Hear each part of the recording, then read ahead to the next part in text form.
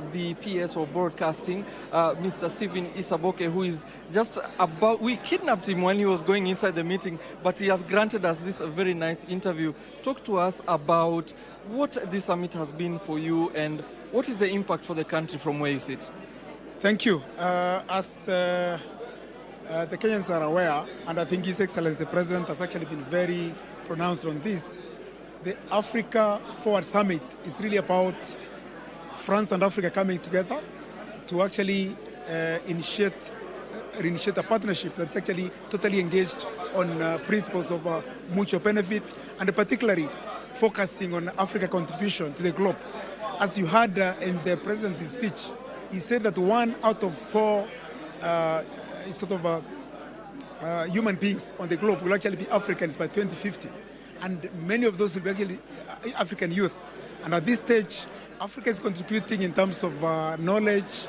Africa is contributing in terms of, obviously, our very skilled labor, besides the minerals, which obviously also the President spoke to and said that we no longer will be exporting green minerals like raw minerals. We'll actually be exporting processed inputs that actually also contribute to manufacturing, to industry, and to the new economy, especially the digital economy.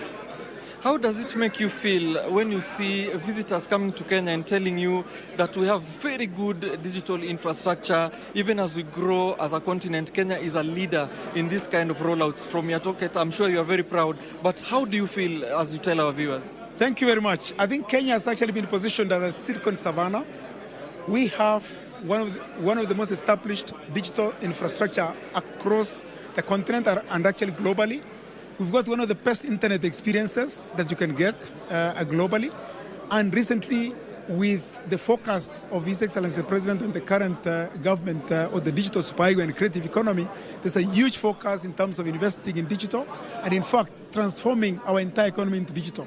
From your e-citizen transformation to sort of affordable universal healthcare, which in fact is also all digitized. Indeed, to all this digital transformation, including connecting public infrastructure, schools, hospitals. So indeed, Kenya is actually digital. And Kenya has actually been leading in terms of the whole digital innovation. We get so many countries actually coming to Kenya to learn about our digital ecosystem, to also borrow from our best practice. So indeed, it's good to see many of these foreign dignitaries and business people and captains of industry coming to Nairobi to not only sort of bring ideas, but actually borrow ideas from here, and indeed, also some of them come to invest into our country, which is good for our youth. Does this mean you maybe foresee some kind of bilateral deals regarding the ICT sector and broadcasting as we move forward with this summit that ends today? Yes, I think that has been an ongoing conversation. You know that Kenya is very, very strong in the ITU, the International Telecoms Union, where we actually have a huge presence in terms of technical and sort of a sector contribution. Kenya is very strong in the African Telecoms Union, where in fact the Secretary General is our own son, and also the East African Communications Organization, IACO, where again our own daughter is actually the CEO. So across the board, we lead in this space. We obviously have been engaging, and there are engagements going on in terms of bilaterals in the digital space, in digital economy space, and indeed space that will actually allow investors to come in the different sort of value chains of the digital economy, and in the process actually end up taking our youth.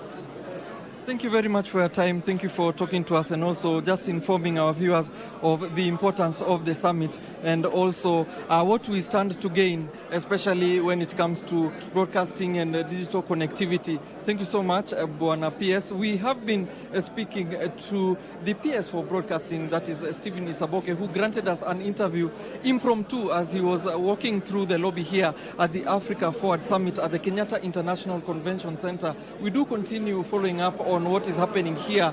The presidents are still in the Savo Ballroom where bilaterals are ongoing and speeches are still, they are entering into these round tables where they are speaking in private just to, deliberate on certain thematic issues.